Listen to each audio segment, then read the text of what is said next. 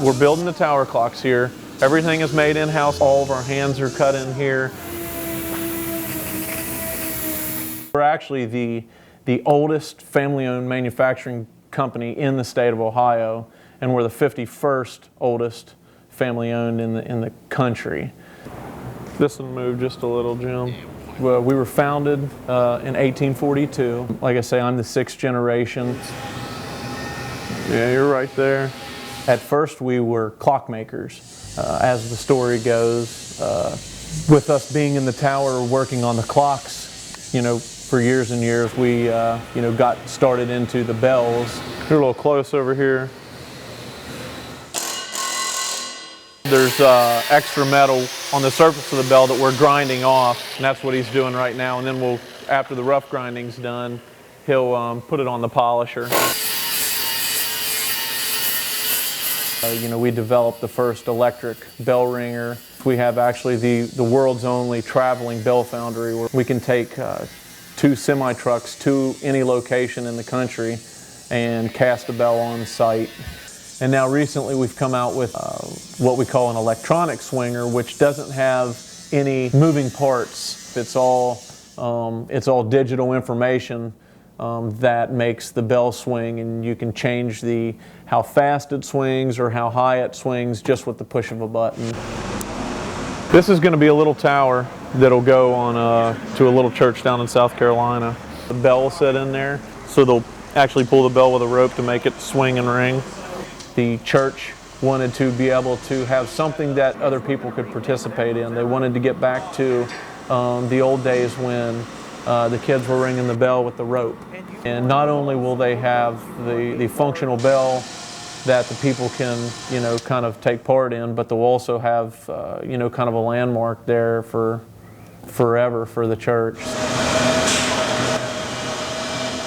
What we're doing here is a fiberglass layup to one of our street clocks. We do all of our own fiberglass layup here. We have all of our own molds. The product we are selling is actually built by us. So we want as much detail, especially down in the base of this thing, all the ridges and the decorative part of the mold. Most of the competition is importing a close to finished product from either Mexico or from Europe, and basically they're acting as a warehouse where the finished product comes in, they put their name on it with a sticker or whether it be paint, and then they're shipping it to the customer. Verdin is exactly the opposite. Files are silk screened.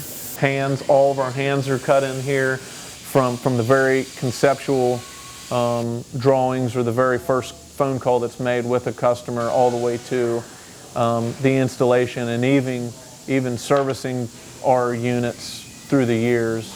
It's always a Verdin person that's touching the product. Back when clocks were being installed in this country, in the courthouses and the universities and the churches, it was the way that the townspeople kept time. It was when you knew it was time to go to school and when you knew it was time to eat dinner or eat lunch, time to go to work. With technology being the way it is, nobody even wears watches anymore because you have a cell phone. Everybody has a cell phone, they can tell what time it is.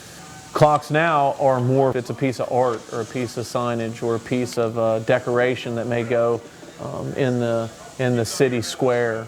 There's bells and clocks obviously everywhere, and it makes me proud knowing that most of the bells and clocks in this country, if it's not a Verdin product, we've at least worked on it.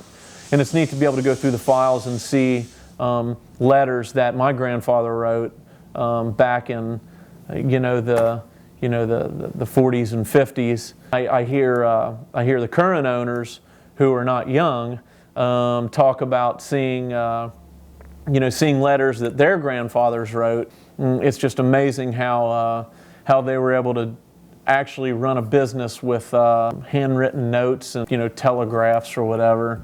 Knowing that we've been in business for as long as what we have, and we went through so many generations of Verdins, with it being in the family, the bar's set pretty high for us at this point to keep the party going. So we won't stop until all the cities in the country have street clocks. None of the seventh generation are old enough yet to know really what they want to do, but you know, we'll see if they want to be involved with the company. I'm sure we'll let them.